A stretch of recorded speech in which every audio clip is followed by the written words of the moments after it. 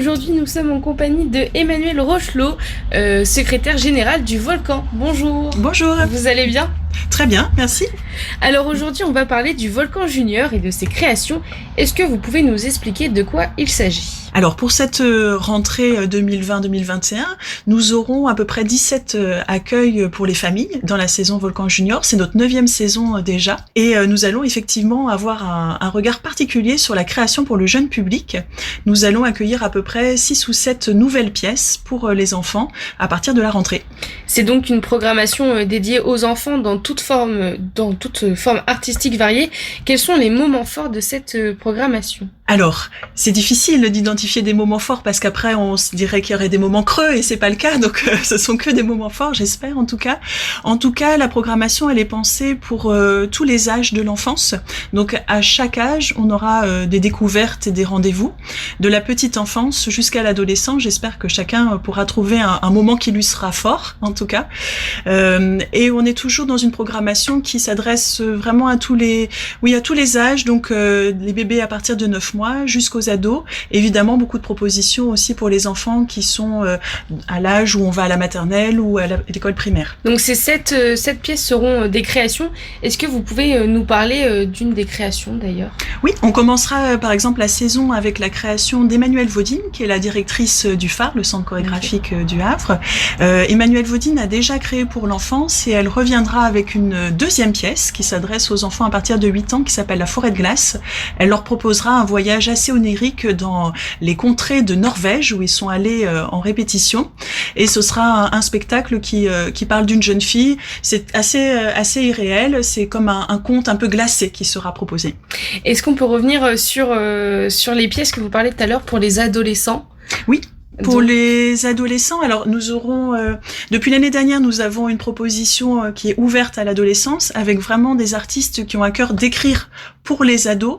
Donc ça, c'est vraiment important. C'est aussi une proposition qui vient vraiment des artistes. Ils ont envie de s'adresser à l'adolescence. Et on a de très beaux textes en théâtre qui sont proposés. Donc nous aurons 2 nouvelles pièces. Jellyfish, qui est écrite par Jean-François Auguste, qui est metteur en scène, qui va parler des adolescents et notamment de leur relation aux réseaux sociaux. Ça va résonner beaucoup après cette période de confinement que nous avons eue, puisque c'est l'histoire d'un garçon qui n'ose plus sortir de chez lui, qui a peur de l'extérieur et qui, du coup, vit que par les réseaux sociaux et qui se crée un personnage que par les réseaux sociaux. Donc ça, c'est la première proposition. Et la deuxième proposition, c'est une pièce qui est un nom rigolo, qui s'appelle J'ai écrit une chanson pour MacGyver, qui est créée par le Joli Collectif et Nora Boel. Et Nora, c'est un seul en scène où elle raconte son adolescence à elle, dans les années 80, où elle regardait justement souvent les épisodes de cette série MacGyver. Elle était fan du héros, c'était vraiment son héros. Elle avait les posters collés sur les murs de sa chambre. Les couteaux suisses. Les couteaux suisses, voilà, exactement. Et puis maintenant elle a grandi, bien entendu. Elle raconte cette histoire-là qui nous semble tout à fait d'actualité encore aujourd'hui. Et les ados, lorsqu'ils le voient, même si c'est plus les mêmes posters au mur, même si c'est plus les mêmes concerts, ils ont les mêmes préoccupations et les questions qu'on se pose à l'adolescence. Et donc ces 2 spectacles-là, ça donne envie d'interroger le monde et ça donne envie de grandir en fait, tout simplement. Le Volcan Junior s'ouvre cette année également à la petite enfance, donc dès 9 mois. Est-ce que vous pouvez nous en dire un petit mot ? Oui, nous avons soutenu la pièce d'une chorégraphe qui est installée dans la région, qui s'appelle Malveg Gerb, compagnie Shift, et ils ont une proposition pour les tout petits à partir de 9 mois. C'est une pièce vraiment qui se voit quand on est bébé, de 9 mois à 36 mois. C'est un spectacle très immersif. On est installés tous ensemble en fait sur un plateau blanc avec plein de petits accessoires. On ne sait pas encore trop à quoi ça va servir.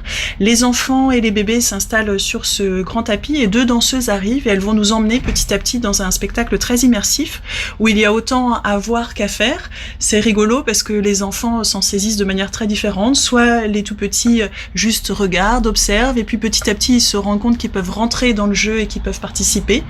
Les parents aussi, s'ils en ont envie.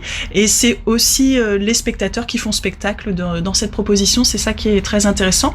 Et on le jouera pour la première fois pendant des vacances de printemps où 2 fois par jour, pendant toute une semaine de vacances, les enfants, les parents, les crèches pourront venir assister à cette proposition. Est-ce que vous voulez rajouter quelque chose? Est-ce que vous avez un message à faire passer?